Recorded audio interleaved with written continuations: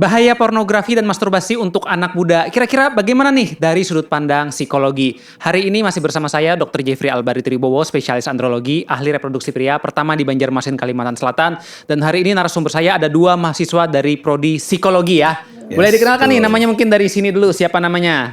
Oke, halo teman-teman. Perkenalkan, namaku Osmar Zaidan. Bisa dipanggil Osmar. Aku sekarang sebagai mahasiswa psikologi di Universitas Lambung Mangkurat di sekarang semester 6. Semester 6, oke. Yes. Yang sebelah lagi, sebelah Osmar. Oke, halo teman-teman. Sebelumnya perkenalkan, saya Iqbal Direntu Fadilah. Saya juga kebetulan mahasiswa psikologi juga, angkatan 2023 di Universitas Lambung Mangkurat dan sekarang lagi di semester 6 juga. Oke, Aldi udah semester 6 ya. Osmar dan Aldi, sekarang gimana sih trennya untuk masalah pornografi dulu? Kalian kan masih mahasiswa nih, kalau saya udah lama banget. Di lingkungan kalian mungkin teman-teman di tempat yang jauh segala macam, seperti apa sih masalah pornografi ini? Nah, oke, mungkin aku izin mulai dulu ya. Kalau untuk masalah pornografi, ini sebenarnya lebih biasanya tuh orang tuh sembunyi-sembunyi ya. Tapi sebenarnya ini tuh sudah jadi rahasia umum gitu loh. Nah, dan ini biasanya bentuknya itu lebih ke subtle. Kayak contohnya di konten-konten lewat TikTok, lewat IG. Nah, itu yang kayak ibaratnya tuh tipis banget gitu. Iya. Tapi seringnya kayak itu tuh apa ya, menjadi bahan tontonan banyak orang gitu loh. Terutama dari itu banyak banget di mahasiswa dan juga sering banget lah. Dan mereka tuh nganggapnya kayak itu tuh biasa aja gitu loh. Ya, istilahnya mungkin kayak orang bilang tuh soft porn gitu ya. Ya, gitu-gitu. Semi-semi. Nah, pertanyaannya, soft porn itu merusak apa enggak nih kalau dari sudut pandang kalian nih, Aldi, gimana nih? Oke, nah sebenarnya untuk merusak sendiri tuh jelas ya sebenarnya. Karena kalau kita lihat pergeseran tren itu, sebenarnya pornografi yang terjadi itu dikemasnya dalam bentuk candaan sekarang. Oke, Jadi kayak- contohnya gimana? Contohnya nih kayak mungkin maaf ya, Ya. agak mungkin terkesan nggak enak didengar kayak tren-tren jomok. Oh Yang iya, ada. iya. Jomok Nah. itu kan orang yang kalau istilahnya homoseksual ya. Iya. Betul. Iya, dan dalam bentuk stiker tuh biasanya. Iya, betul. Saya awalnya bingung di TikTok stiker jomok apa? Nah itu dia, itu kan jadi tren kan lama-lama. Dan itu tuh jadi sesuatu yang dinormalisasikan pada akhirnya. Oh. Jadi itu tentu bukan hal yang baik sih sebenarnya. Ya, karena kadang ya itu kan masuknya pelan-pelan gitu ya. Dari Betul. stiker akhirnya itu menganggap hal yang normal sehingga dia nganggap oh di kehidupan nyata kita bercanda tentang masalah seksual. Betul. Bahkan ke lawan jenis pun dianggap sesuatu yang normal. Nah, memangnya separah apa sih kalau di anak muda yang kalian tahu nih kalau untuk candaan-candaan yang udah kayaknya ini udah kelewat batas nih. Nah, sebenarnya kalau bicara parah ya, itu tuh ya tadi di tahap itu dinormalisasi gitu loh, kayak dijadiin stiker di grup atau bahkan ibaratnya kalau misalkan tadi contohnya jokes jomok tuh ada namanya Doxly. Doxly. Doxly itu Apa tuh tuh? dokumen asli. Jadi Oke. dokumen asli itu, jadi kan dia tuh biasanya kalau stiker tuh ada ditutupin gitu. Kalau ditutupin stiker, ditutupin teks apa gitu. Nah, tapi kalau misalkan Doxly itu yang no sensor. Sensor biasanya. Nah, jadi kirim Doxly min. Nah, itu artinya dikirimin yang no sensor. Oh gitu. Jadi awalnya yang semi dulu Iya. ditutupin. Setelah itu baru minta Doxly. minta Doxly. Benar. Oke, baru tahu. Nah, masalahnya kalau yang penggunaan stiker itu setahu kalian tuh mereka lebih banyak ke orang asing kah atau meme kah? Atau jangan teman-teman sendiri nih korbannya? Waduh, kalau bicara soal stiker ya, Iya. sebenarnya lingkungan sekitar pun banyak sebenarnya teman-teman malah. Jadi kayak karena itu mungkin tren yang jadi normalisasi ya. Jadi bahkan nggak cuma orang-orang di TikTok kadang, Iya. kadang juga orang sekitar pun juga ada gitu yang make. Itu normal banget sih kalau di Iya, anak normal muda. banget sekarang. Karena mungkinnya beberapa kan mungkin ada yang sifatnya candaan internal Ya. gitu ya. Betul, Ya mungkin ada yang iya. dia sifatnya concern nggak ada masalah. Cuman ternyata ketika menyebar keluar nah itu yang kita nggak tahu. Apalagi kalau ternyata dia udah berbau ya mohon maaf agak dewasa kayak gitu ya. Itu kan yang jadi sumber ya berbahaya gitu lah ya. Benar. Nah itu yang masalahnya ya. Nah kalau kita berbicara yang betul-betul hard pornografi sendiri, konsumsi pornografi itu sekarang gimana sih kalau di anak muda ini? Sebenarnya kalau bicara konsumsi hard pornografi itu kita nggak tahu sebenarnya seberapa sering mereka melakukan itu, tapi yang pasti itu tuh sudah biasa menjadi rahasia umum gitu loh. Jadi kayak misalkan mereka itu apa namanya mengkonsumsi itu daily ya, tapi mereka ketika ke publik itu mereka nggak menunjukkan gitu loh, karena memang itu still a shameful things gitu loh. Namanya juga nonton, siapa yang mau cerita juga biasanya gitu kan. Karena fakta menariknya ya, beberapa kali aku nemuin orang kan ada juga yang konsultasi tuh kecanduan pornografi. Mereka ya seperti orang pada umumnya. Betul. Bahkan ya jangan salah, banyak juga orang-orang yang dia tenaga kesehatan, orang-orang yang dia well educated, ternyata dia juga ada masalah dengan itu, dan seringkali itu mereka bingung untuk masalah menangani ini karena ya mereka betul-betul yang malu gitu masalah ini itu tadi ya. Kalau Aldi, menurutmu gimana nih untuk masalah dampak dari pornografi ini sendiri dan di anak muda, gimana nih trennya? Oke, kalau misalkan ngomongin dampak ya, kalau dari psikologi sendiri kan sebenarnya pornografi yang terutama yang hard pornografi ya, itu ada salah satu, pernah baca, ada 3 faktor yang nyebabin itu bisa terjadi sebenarnya. Oke. Jadi ada accessibility, Oke. affordability, sama anonymity. Oke. Tuh, jadi kayak accessibility yang pertama adalah karena konten pornografi sekarang itu kan sangat mudah kan diakses. Mungkin pakai VPN, mungkin pakai browser yang lain. Terus yang kedua adalah affordability-nya. Jadi karena itu gratis, ditonton dimanapun, akhirnya kayak itu kan menjadi suatu yang mudah diakses, mudah didapat, dan juga anonymity. Jadi karena mereka yang anonim, itu kan otomatis memperbesar kemungkinan akan mereka tuh kecanduan gitu pada akhirnya.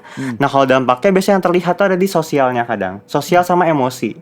Nah, mungkin kalau misalkan boleh ngebawa contoh ya, dokter. Salah satu orang di sekitar saya, itu ada yang memang baru ketahuan dia itu kecanduan ke arah sana. Karena dia juga baru nanya ke saya, kayak minta pendapat saya gimana sih cara mengetikannya. Dan yang paling terakhir itu ada di emosinya sebenarnya. Dimana kayak mungkin karena dia nonton kan untuk meluapkan gairahnya kan. Nah, ketika dia tuh nggak nonton, ketika dia tuh berusaha untuk stop, itu kayak dia jadi orang yang emosian gitu biasanya. Dan dari segi sosial pun, dia tuh fokusnya tuh jadi malah ke hal-hal yang dewasa. Bahkan di obrolan biasa pun dia fokusnya bisa ke yang lain gitu, hal-hal yang sensitif. Contoh, mohon maaf, kayak lekukan tubuh, itu dampak yang paling kelihatan sih biasanya. Ya menarik tuh Aldi ya. Jadi memang ya, kayak yang aku baca juga kan katanya kalau orang pecandu berat tuh salah satu masalahnya itu adalah di fungsi otaknya ya. Istilahnya kalau nggak salah, saya lupa tuh, prefrontal cortex-nya ya. Jadi yang fungsi untuk mengatur emosi, berpikir tuh jadi agak terganggu. Akhirnya tadi orang yang pecandu bokep tuh jadi mudah emosi, mudah marah-marah. Terus setuju banget tadi tuh ya. Jadi salah satu tanda pecandu bokep berat tuh suka ngaitin apa-apa dengan pornografi. Ini aku pernah cerita juga ya di podcastku dulu ya. Jadi aku tuh punya teman ya, dia itu pecandu bokep berat. Kami lagi nonton film Siksa Kubur, Joko Anwar gitu ya. Ada adegan serem nih. Ceweknya masuk mesin cuci, keputar, meninggal. Teman saya itu bilang gini, Jep, kamu tahu nggak? Ada loh konten bokep yang seksnya tuh di mesin cuci. Di tengah-tengah film ya, dalam hatiku. Jadi apa-apa aja kok disangkut pautin gitu ya. Nah, masalahnya memang adalah kalau orang-orang kayak gitu kan dia jadi apa ya? Kemampuan berpikir jernihnya menjadi terganggu. Dan jangan salah juga, untuk fungsi intelektualnya juga akan bermasalah. Nah, tetapi ya permasalahannya adalah apakah semua pecandu pornografi ini kalau dari sudut pandang kalian tuh akan menimbulkan masalah, atau kuncinya jangan-jangan di moderasi nih? Bolehlah dikit-dikit nih sesekali. Nah, gimana nih kalau menurut kalian nih? Oke, kalau menurut saya sih karena itu tuh jatuhnya ke arah addiction ya. Ketika kita itu menonton pornografi, namanya kita manusia kan secara biologis itu memang memerlukan hal tersebut ya. Nah, ketika dia itu menonton konten tersebut, maka akan ada Dopamine spike. Dopamine spike. Dan ketika muncul dopamine spike, maka dia itu akan craving for more. Betul. Gitu loh. Nah, jadi pada akhirnya dia akan mencari lagi. Makanya kenapa tadi kita bilang yang soft porn, yang stiker-stiker itu menjadi berbahaya, karena dia itu pasti ibaratnya dari dosis kecil, ibarat kata tuh. Jadi makin gede, pada akhirnya dia tuh akan mencari yang lebih luas lagi gitu loh.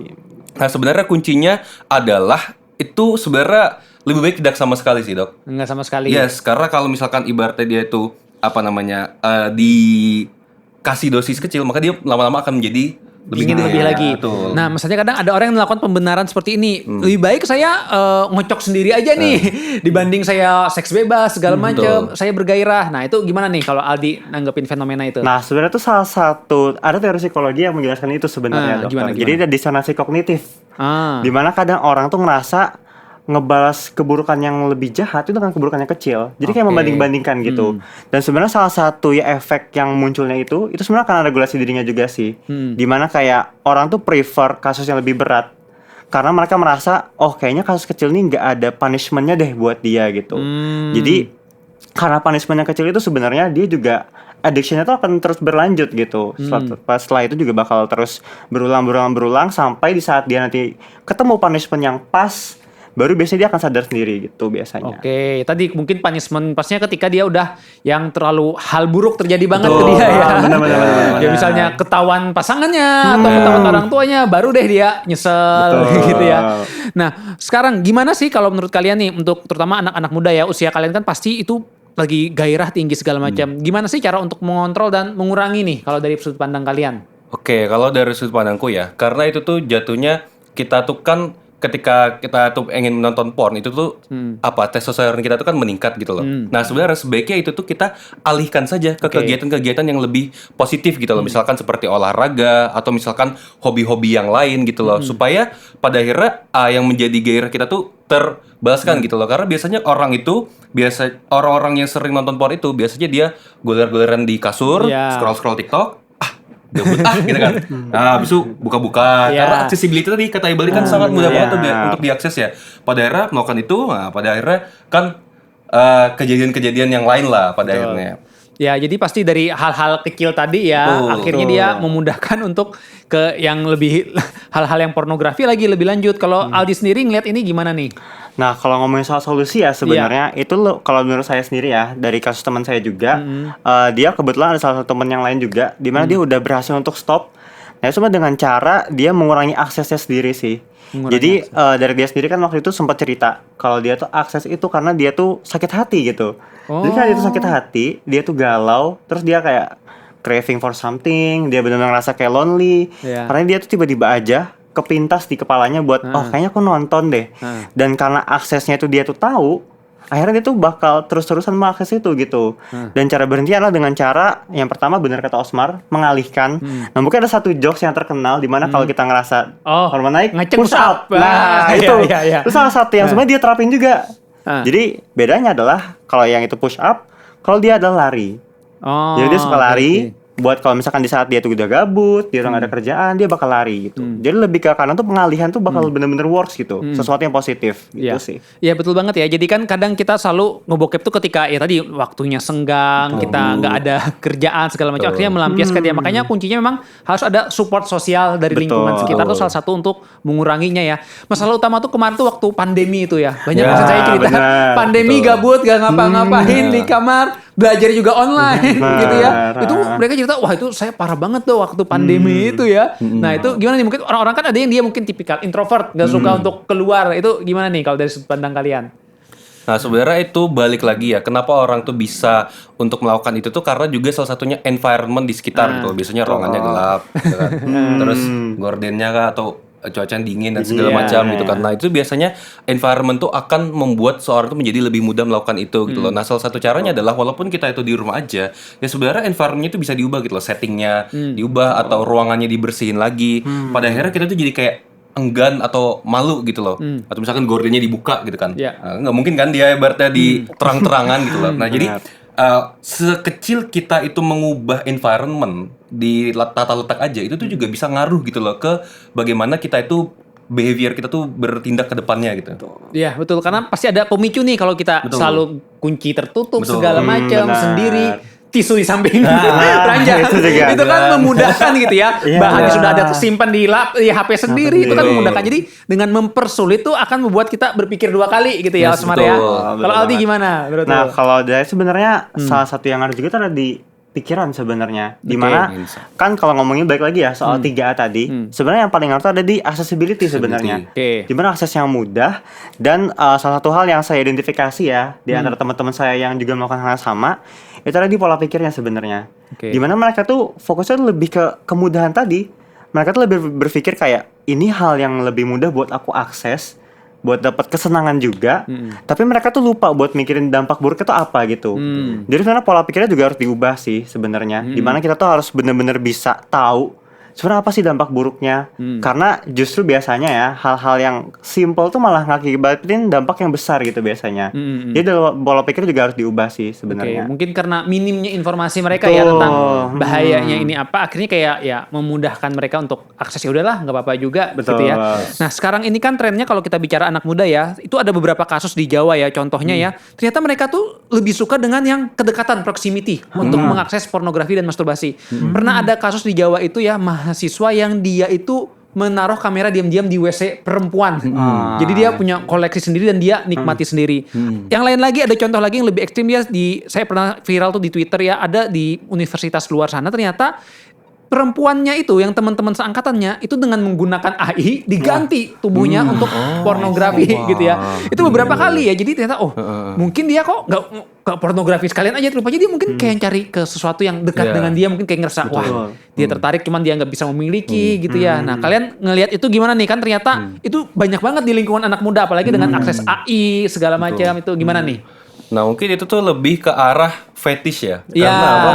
Karena ibaratnya dia itu tidak terpuaskan dengan hal-hal yang manusia normal tuh sebenarnya sudah puas gitu loh. Karena dia itu tadi pada akhirnya kan ketika stack up tuh ibaratnya udah nyoba ini, aduh udah bosen nih kan udah kayak gitu terus loh. Pada akhirnya dia mencoba hal-hal yang lebih ekstrim. Nah itu tuh semakin dieskalasi dengan ya tadi adanya sosial media, kemudian adanya AI, kemudian device-device yang lain lah yang mendukung hal tersebut. Nah sebenarnya ya mungkin itu tuh pada akhirnya tuh bisa dilakukan ketika kita berpikir dampak buruknya gitu loh. Nah jadi ketika kita itu ingin memulai habit, kita tuh pikir outcome for the worst-nya itu bagaimana. Nah biasanya kalau kita itu memikir dampak buruknya seperti apa, kita tuh akan berhenti gitu loh. Misalkan kita mau melakukan ngedit orang pakai AI, aduh kayaknya aku disomasi, diviralkan, habis itu masuk media ini gitu kan, wah kayaknya nggak jadi deh gitu. Nah pada akhirnya dengan membalik mindset kita gitu loh, kita tuh biasanya kan mindsetnya adalah kayaknya aku akan jadi senang gitu. Nah jadi bisa dibalik tuh gimana caranya supaya kalau misalkan kita melakukan ini kira-kira dampak buruknya apa gitu. Nah bisa sih kalau dari saya. Kayak yang kasus kemarin itu kan yang di Jawa itu ternyata awalnya mereka cuma untuk grup pribadi aja, mungkin mereka berpikir ya kan aku ini internal aja teman-teman, tapi nggak tahu ternyata entah kenapa bisa kesebar gitu ya, mungkin ada temennya yang ngelihat akhirnya kan ketahuan juga, artinya ya meskipun untuk mereka sendiri ya itu juga ada kemungkinan terburuknya karena kan itu ya orang biasa gitu loh, mereka foto normal kok malah diubah-ubah, kan itu juga melanggar juga. Nah kalau Aldi gimana nih? Nah kalau saya tadi kan sebenarnya ke dampak buruk pribadi kan. Nah sebenarnya kadang tuh orang juga lupa mikirin dampak buruk ke sekitarnya. Jadi kan kalau kita tahu nih mungkin aja sesuatu yang kita anggap kecil kan besar bagi buat orang lain. Nah saya juga kebetulan ada baca kasusnya dimana kan dari mereka sendiri tuh bener-bener nganggap itu sebagai sebuah jokes kan. Dimana mereka juga dapetin 3 hal tadi. Dimana terutama kadang di sosial media itu salah satu hal yang bikin kita tuh juga ngerasa aman adalah si anonymity tadi. Kita ngerasa kayaknya nggak bakal kesebar deh. Kita mungkin jokes kita ya udah bakal internal aja. Nah tapi mereka lupa kalau misalkan orang lain tuh kadang bisa berpikir hal yang beda loh. Bahkan internal kita pun bisa berpikir hal yang beda gitu. Gak selamanya jokes kita sama, gak selamanya juga orang tuh ngerasa ini nih fine-fine aja. Nah kadang orang juga harus tahu sih soal dampak buruknya. Dan itu juga kadang tuh terjadi hal yang baik kok dari sana. Dimana kayak kadang ketika si pelaku itu ditanya biasanya mereka tuh nggak akan mikir sejauh itu dampaknya. Mereka nggak mikir kalau misalkan bahkan bisa nyebabin bunuh diri, bisa nyebabin depresi yang separah itu. Padahal kayak mungkin bagi mereka itu cuma editan AI doang gitu yang mereka lihat, dan mungkin AI-nya ya gimana banget kata mereka. Tapi korbannya tuh merasa dampaknya tuh jauh banget gitu. Betul. Kasihan juga kan untuk korbannya. Bahkan ya tanpa AI deh, sering juga kan ada grup-grup ya yang kemarin juga heboh ya. Dia nggak ada AI, cuman kayak menggosipin cewek ya. Atau bahkan ngirim foto cewek yang ada di Instagram yang dia biasa aja, cuman di konteks dalam bentuk seksual. Mereka berbicara segala macam ya, dibayang-bayangkan. Itu kan kita mikir kayak wah, mungkin ya akhirnya kan jadi berimbas kemana-mana juga ya. Nah sekarang saya mau bahas lagi nih, ada fenomena yang cukup sering saya temuin di usia muda nih, di anak SMA dan kuliah. Itu ada istilah namanya revenge porn. Dengar ya. Jadi kan itu banyak orang pacaran ya. Ternyata anak muda sekarang tuh mereka suka istilahnya tuh minta ya gambar-gambar seksi segala macam. Cuma itu ternyata jadi pegangan mereka. Jadi kalau misalnya putus disebarin nih segala macam. Jadi kayak semacam ya blackmail, meneror kayak gitu sih. Nah itu fenomenanya gimana nih kalau menurut kalian nih untuk kasus revenge porn ini? Oke, ini sebenarnya aku izin breakdown juga nih. Nah, biasanya itu tuh terjadi karena ini kan ada cowok yang dia itu orangnya dominan gitu. Nah, sedangkan si cewek ini dia itu fragile. Dia itu punya masa lalu yang biasanya buruk gitu kan. Habis itu dia tuh ketemu dengan cowok ini yang dominan itu. Nah, dia itu merasa bahwa dia tuh bisa aman gitu loh. Nah padahal si cowoknya itu tuh melihat si ceweknya ini tuh sebagai sesuatu yang berbeda gitu loh. Bahkan bisa diobjektifikasi gitu loh. Nah itu tuh bisa terjadi. Kemudian pada akhirnya ketika si cowoknya itu minta gitu kan. Karena ibaratnya si ceweknya ini mindsetnya adalah aku tuh sudah dikasih dia banyak hal gitu loh. Nah aku tuh ibaratnya kada apa-apa loh kalau misalkan memberikan ini sedikit kayak gitu. Nah kemudian pada akhirnya ternyata si cowok itu tuh mengeksploitasi si dia. Terus si ceweknya ini dia juga terkadang merasa itu tuh biasa aja gitu loh, karena apa ya, mungkin juga karena masa lalunya yang udah biasanya cukup berat bagi dia gitu loh, yang pada akhirnya dampaknya itu ya itu tadi, dia bisa disebar-sebar gitu, yang pada akhirnya si ceweknya itu merasa berat lah untuk dirinya sendiri. Iya, jadi emang ya cowok-cowok sekarang tuh ternyata kata-katanya manis banget. betul, Bikin betul. cewek tuh kayak tipis, kayaknya dia baik deh, kayaknya dia nggak mungkin deh. Tapi ketika udah putus, ternyata berubah. Karena Betul. jangan salah, semua cowok tuh pasti akan baik di awal. Pasti, sebusuk-busuknya pria dia kalau sama lawan jenis tertarik, pasti sugar coating Baik-baikin. banget ya. Nah. Cuman ketika udah mulai tuh, gelagat-gelagat tuh, waduh, akhirnya jadi nyesal di akhir. Gimana tuh kalau menurut kamu, Aldi? Nah, tadi kan Osman ngebahas ketika cowoknya dominan nih. Iya. Nah, kadang ada kasus sebaliknya malah. Dimana ada satu cewek yang memang dia dominan, tapi kan ada cowok yang manfaatin fragile-nya dia Iya. untuk melakukan itu. Nah, sebenarnya ada salah satu penelitian yang pernah saya baca juga. Sebenarnya salah satu hal yang ngaruh untuk mengatasi revenge porn itu ada di social support sebenarnya. Oke. Dimana peer support itu benar-benar sepenting itu gitu. Karena peer support itu kan bisa banyak kan. Bisa secara langsung, misalnya kita temenin. Dan peer support juga sebenarnya salah satu jalur termudah untuk kita tuh nyebarin awareness sebenarnya tentang sebenarnya seberapa pentingnya sih area privasi kita. Karena meskipun itu udah hal yang sering dibahas waktu kita kecil, kayak kita ngasih tahu bagian mana yang sensitif, bahkan ada lagunya kan. Iya. Oh, Lagu baru tahu untuk lagunya. area sensitif Ada gitu biasanya. lagunya sekarang. Nah, tapi justru setelah berkembangnya kita, itu kadang orang tuh lupa sama hal itu. Mereka anggap itu tuh hal yang gampang. Dan balik lagi ke kasusnya tadi, di saat cowoknya tuh fragile, kadang dia tuh seek for help gitu. Dan dia tuh bakal menyasar ke mungkin cewek-cewek yang bisa dibilang kind, yang benar-benar baik hati gitu. Nah, sebenarnya salah satu untuk memutusnya itu ada di peer support juga sebenarnya. Gimana cara kita tuh untuk nyebar awareness ke teman kita, gimana cara kita untuk mengidentifikasi juga sebenarnya teman kita ini lagi perlu bantuan nggak sih? Itu sih sebenarnya. Ya, cuman kadang orang tuh problemnya malu kali ya, Nah, Aldi ya. Kadang iya, anggap, iya. ya maksud aku cerita ke temenku nih. Betul. Padahal sebetulnya ya, kalau kita berbicara kan ya pasti perlu banget ya pertolongan. Bahkan itu kan sebetulnya juga udah perilaku melanggar hukum. Sebetulnya Yes, sangat betul. bisa sekali udah melakukan hal itu ya. Nah, itu yang mungkin harus dipahami orang-orang kalau ya mereka tuh nggak sendirian dalam menghadapi hal ini ya. Nah, sekarang mungkin kalau kita mau berbicara lagi ya tentang masalah untuk fungsi seksual tuh ada kaitannya nggak sih dengan masa lalu seseorang? Apakah seseorang yang mungkin dia di masa lalu nih ada pengalaman buruk, jadi mungkin dia dibully segala macam, itu yang akan mengakibatkan mereka menjadi lebih sering dengan hal-hal pornografi segala macam. Gimana tuh kalau menurut kalian? Sebenarnya itu kalau ada kaitan itu pasti ada kaitannya. Dimana mungkin ini ngambil kasus dari teman saya lagi ya, orang sekitar saya. Dimana dia tuh cewek. Dia tipe orang yang mungkin bisa dibilang pola asuh orang tuanya itu tegas gitu. Dimana dia tuh nggak dapet space waktu kecil. Di saat itu mulai dewasa, dia tuh mulai mikir kayaknya mungkin ini kedengarannya hal yang baik ya. Dimana ketika dia tuh terkekang waktu kecil, dia kan seek for freedom kan. Yeah. Ketika besar, dia mencari kebebasan. Nah, ini sebenarnya akan kait ketika environment itu mendukung.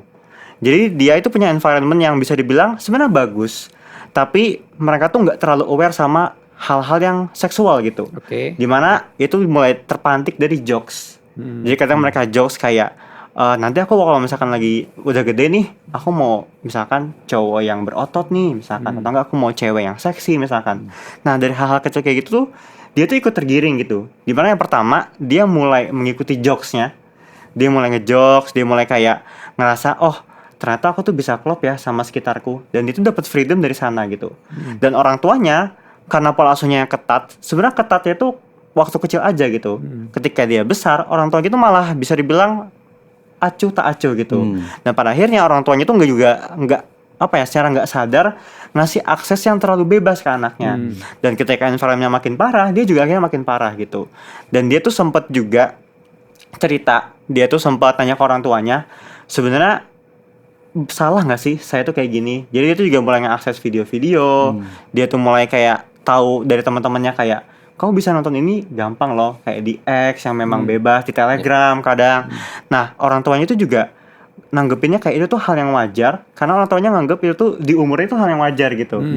Udah kayak waktunya lah dia tuh untuk mengetahui hal itu. Nah, jadi kalau misalnya ngomongin trauma, sebenarnya tuh banyak banget sih yang bisa kait, mulai dari pola asuhnya, entah itu environment-nya, ataupun juga bisa jadi kasusnya ketika dia mengalami kekerasan waktu kecil, dia tuh kayak tipe orang yang fragile gitu. Dan fragile inilah yang kadang itu juga nyambung ke revenge porn tadi. Dimana kayak masa lalunya emang bener-bener ngaruh banget ke korbannya sih sebenarnya, gimana cara korban tuh menangkap mana sih hal yang baik dan benar, dan itu juga akan mempengaruhi gimana dia tuh melihat apakah ini nih hal yang aman atau enggak gitu. Jadi dari pola asuh aja sengaruh itu ya. Betul, Bahkan saya ngaruh tuh banget. pernah loh ada kasus ya, dia itu pria datang konsultasi ke saya, dia cerita dia menikah sama wanita, cuman dia sulit terangsang dengan pasangannya sendiri. Saya gali-gali rupanya dia oriented seksualnya itu adalah biseksual. Artinya bisa suka perempuan, tapi dia juga bisa suka laki-laki. Saya gali-gali kan pengalaman dia bagaimana pola asuh segala macam. Rupanya dia cerita ya, waktu dia kecil, dia inget banget tuh waktu TK atau sebelum sekolah tuh, dia pernah jadi korban pelecehan oleh teman terdekat dari bapaknya. Jadi dia kayak dititipin gitu ke teman bapaknya, ternyata jadi korban pelecehan. Dan diancam, gak boleh ngasih tahu. Ya namanya anak kecil kan gak bisa berbuat apa-apa. Akhirnya itu membekas di dirinya dan membuat dia akhirnya kayak ngerasa suka dengan sesama. Itu ada faktornya. Makanya kalau aku pribadi kan sekarang ini kan lagi rame juga ya tentang isu masalah homoseksual. Betul. Jadi kalau kita berbicara kan kita sesuai aspek budaya ya. Di Indonesia kan kita memang bertentangan dengan hal tersebut. Tetapi kalau misalnya nih kalau menurut saya pribadi ada orang dengan homoseksual tuh kita tidak boleh untuk mempersekusi. Ya betul. Karena ada yang kayak dipukulin aja, dianu aja boleh loh kita. Aku nggak setuju karena jangan salah, kita nggak tahu masa lalu seseorang, trauma seseorang. Bisa jadi dia memang sedang berusaha untuk berubah lebih baik. Maksudnya kita mau menghakimi itu tadi ya. Karena tadi ya kita nggak bisa mengatur kita masa lalu kita gimana, apakah kita jadi korban pelecehan segala macam. Karena itu mempengaruhi banget. Gitu. Kalau Osmar gimana nih? Oke, sebenarnya masalah orientasi seksual itu tuh bisa terjadi karena sebenarnya manusia itu dari kecilnya itu kan memang seek for father figure atau dan juga mother figure gitu loh. Nah, dan ketika misalkan salah satunya ini kehilangan atau misalkan salah satunya itu terlalu mendominasi, maka dia itu akan cenderung untuk menjadi memiliki orientasi seksual yang cukup berbeda gitu loh. Contohnya saya itu punya teman gitu kan. Dia itu dari kecil dia itu selalu di-abuse oleh bapaknya gitu loh. Nah, di-abuse oleh bapaknya dan pada akhirnya dia itu tapi oleh ibunya tuh baik banget gitu loh. Ibunya tuh caring dan nurturing gitu loh. Nah, karena dia tuh nggak punya figur ayah yang ibaratnya tuh menjadi contoh laki-laki yang baik itu bagaimana. Pada akhirnya dia ketika dia itu remaja, dia itu menginjak jadi jadi cowok yang kayak kemayu gitu loh. Nah, ibaratnya yang gerakannya begitu dan ternyata ketika ditelisik memang dia punya orientasi seksual yang ke arah gay gitu. Karena dia itu menurutnya gitu loh. Cowok yang optimal, yang ideal itu adalah yang seperti ibunya gitu. Karena dia kehilangan figur ayahnya itu dan pada akhirnya dia itu seek for seorang yang bisa memprotek dia dari cowok gitu loh. Nah, itu juga bisa ngaruh tuh pada akhirnya kembali lagi ke masa kecil dia, ke pola asuhnya dia dan juga environment-nya dia. Ya, itu karena dari pola asuh ya, dari kehilangan sosok bapaknya ya. Betul. Nah, sekarang tuh ya masalahnya, aku kan nih suka nonton Netflix ya. Itu tuh masalah untuk LGBT tuh di Netflix tuh kayak hal yang biasa umum banget ya. Betul, Nah, masalahnya kan yang nonton Netflix kan bukan cuman orang-orang yang kayak saya kan udah usia matang, saya bisa memilah gitu ya. Gimana dengan orang-orang yang SMA, masih kuliah, mereka masih menemukan jati diri. Nah, itu saya sempat ada rasa kekhawatiran nih. Saya lihat adegan ini, loh kok tiba-tiba pemerannya jadi homoseksual yang saya nggak duga ini kenapa? Dia yang maco gitu-gitu kan, saya jadi kayak ini bahaya banget nih kalau ditonton sama orang-orang yang mungkin masih dia polos segala macam. Nah, itu gimana kalau menurut Aldi nih fenomena ini nih? Nah, sebenarnya ini salah satu masalah yang hampir terjadi juga di lingkungan yang dekat saya gitu. Dimana kayak sebenarnya nih balik lagi ya ke masa kecil tadi, dimana memang sekarang itu kan sebenarnya orang tuh punya perspektif masing-masing kan. Meskipun Indonesia memang terkenal dengan kita tuh nggak bisa lah untuk menormalisasikan LGBT, tapi kadang ada aja pasti orang-orang Indonesia yang merasa itu tuh hal yang wajar.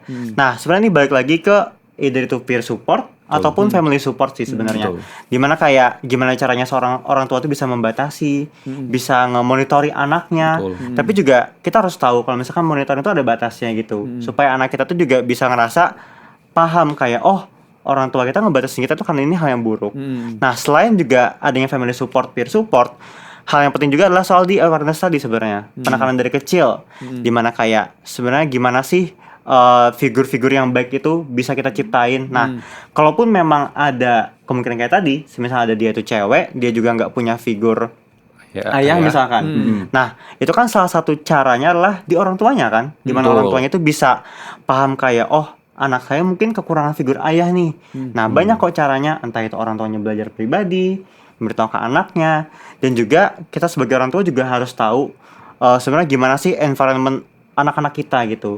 Karena kadang paling ngaruh tuh sebenarnya environment juga sih. Betul. Dimana kayak walaupun orang tua nih semati-matian itu, ketika environment sekolah dia misalkan atau lingkungan pertemanan itu lebih ke arah sana, itu juga pasti akan ngaruh gitu. Bisa terbawa juga. Iya, terbawa arus gitu bahasanya. Betul. Jadi harus dari family support sama peer supportnya sih menurut saya. Masalahnya sekarang tuh environment tuh bahkan dari game loh. Nah, benar. Kayak game-game untuk anak-anak kayak Mobile Legends, Roblox itu ternyata jadi pintu masuk orang berkenalan dengan anak-anak loh. Aku baru tahu juga ada korban-korban gitu ya. Jadi wah, ini kan game yang logikanya untuk anak-anak segala macam malah jadi kepapar dengan hal-hal itu. Beberapa kali tuh aku nemuin kasus yang seperti itu. Ini waduh pusing juga ya. Jadi kayak mau ngebatasi, kadang kan anak-anak kan main game ya, kita mereka ya udahlah main game kayak saya dulu kan main game ya udahlah main game sendiri gitu ya. Cuman agak sulit juga memang, tapi kuncinya adalah sih di bagaimana orang tuanya itu memberikan edukasi ke anak ya, membekali dia supaya tahu apa yang harus dilakukan. Masalahnya kan hal seperti ini cukup jarang dibicarakan gitu ya. Nah, sekarang kita mau bicara tentang masalah bullying ya, karena kan ini juga erat di lingkungan mahasiswa juga ya. Jadi aku tuh pernah ada kasus ya, Osmar sama Aldi ya. Ada pasien yang datang konsultasi ke aku, dia keluhannya itu adalah disfungsi ereksi. Sulit untuk berhubungan dengan pasangannya. Udah lama menikah, mungkin sekitar 5 tahun nggak pernah bisa. Aku gali-gali, aku kasih obat kok masih nggak membaik juga. Semuanya normal. Aku curiga ini pasti ada faktor pikiran, psikis. Aku pernah melakukan pendekatan hipnoterapi. Jadi aku kan melakukan hipnoterapi juga dan belajar tentang hal itu ya. Rupanya di alam bawah sadarnya itu dia masih terngiang dengan pengalaman masa lalunya, trauma. Jadi dia tuh ingat katanya dulu waktu kecil itu pernah diejek temannya, penisnya kecil kayak perempuan. Itu rupanya terbawa sampai bahkan dia dewasa minder. Pengalaman itu dia betul inget banget tuh di dalam hatinya gitu ya.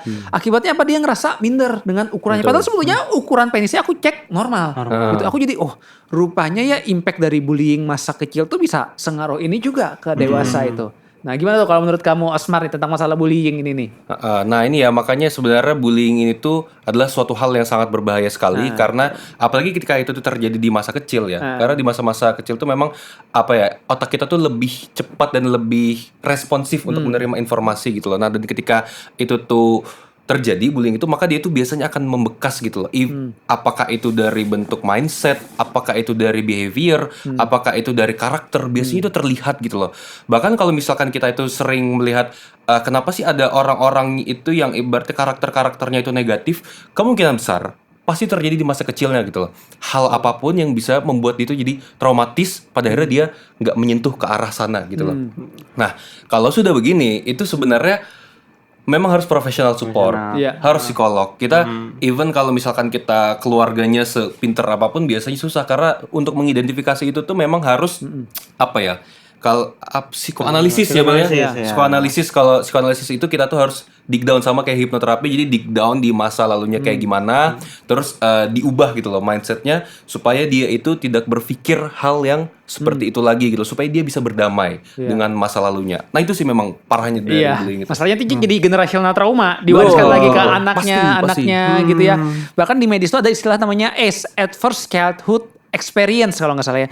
Jadi itu artinya adalah di mana ada scoring gitu ya. Kalau pada anak-anak yang mengalami trauma, ternyata dia itu saat dewasa lebih rentan terkena berbagai macam penyakit, diabetes dan lain-lain. Itu karena apa ya tadi, trauma-trauma itu termasuk ke dalam dirinya, akhirnya bikin fungsi tubuhnya tidak bisa bekerja dengan normal. Jadi itu sengaruh itu ya, pengaruh dari trauma masa lalu gitu ya. Kalau Aldi gimana nih, ada pengalaman nggak tentang satu trauma ini? Nah, sebenarnya kalau ngomongin trauma masa kecil ya, sebenarnya berkaitan sih sama yang namanya orang-orang bilang kan golden age kan. Betul. Nah, sebenarnya ini juga kalau dipikir-pikir ya, kenapa sih sebenarnya sampai harus ada pendidikan anak usia dini gitu? Kenapa harus ada PAUD gitu? Iya, gitu? dulu saya nggak ada tuh. Ya kan? Dulu saya langsung TK. Karena sebenarnya golden age ini pertama tadi, dimana kita tuh lebih gampang menangkap informasi. Dan yang kedua adalah memang untuk kejadian bullying sendiri, itu tuh biasanya ngaruhnya tuh lebih ke individual dia. Sama sosial sebenarnya kaitannya biasanya. Dimana kalau bullying sendiri itu kan banyak jenisnya kan. Nah biasanya sekecil apapun bentuk bullyingnya, kalau itu konsisten biasanya, itu pasti bakal ngaruh ke entah itu self confidence-nya ataupun cara dia berpikir. Kayak cara dia menangkap sebenarnya dia tuh kayak gimana sih orangnya. Nah jadi kasar itu ada di sana sebenarnya. Dimana di usia golden age ini kan kadang selain kita perlu pendidikan dari luar, anak kan juga biasanya modeling kan, melihat contoh entah dari orang tuanya. Nah ketika orang tuanya itu juga punya mindset kayak itu mungkin bercandaan deh. Nah dia tuh mungkin ada dua kemungkinan. Yang pertama, apakah dia benar-benar menganggap itu tuh kayak bercandaan doang, pada akhirnya itu akan terulang sampai ke batas tertentu di mana dia paham sendiri, atau enggak, kedua, dia malah punya mindset kayaknya orang tuanya nggak sepeduli itu deh sama dia. Nah jadi masalah trauma masa kecil ini sebenarnya hal-hal yang sensitif sih. Dan benar kata Osmar, ini memang harus professional support. Betul. Dimana kayak memang family support, peer support itu juga penting. Tapi kalau case-nya memang sudah separah itu, bullying yang udah terjadi misalkan dari anak dari usia dia TK, dari SD, apalagi SD kan usia rawan-rawan bullying kan Iya, sebenarnya. betul. Dimana mereka masih nggak tahu candanya itu gimana sih yang benar gitu. Nah, ketika itu benar-benar udah tertanam di diri dia, itu benar-benar susah sih. Dimana memang perlu professional support, tapi juga di saat yang sama family support itu jadi salah satu faktor pendukung yang harus ada juga gitu. Itu sih menurut saya. Iya betul. Jadi problem banyak orang tuh kadang dia nggak sadar dirinya itu bermasalah Iya, gitu. iya. Dan Betul. merasa kayak broken ya udah terima aja. Padahal sebetulnya ya kita tuh sangat perlu loh untuk berkonseling dengan psikolog ya. Betul. Aku pribadi ya, dulu tuh aku karena agak kesulitan memproses emosi, aku terbuka aja, aku konsultasi dengan psikolog mungkin setahun sekali. Kalau sekarang aku lebih ngontrol emosi dengan salah satunya journaling. Ya. Aku suka banget tuh journaling, iya, apalagi iya, ketika stres banget itu ya aku journaling, atau bahkan kadang aku juga membantu meditasi pagi hari itu ngebantu banget sih. Betul. Karena tadi tuh waduh kalau udah stres banget tuh kadang kita sulit, dan itu ternyata ngebantu banget sih. Makanya saran aku ya, kita boleh minta bantuan profesional atau mungkin ada hal-hal lain yang bisa membantu kita seperti journaling dan lain-lain tadi gitu ya. Betul.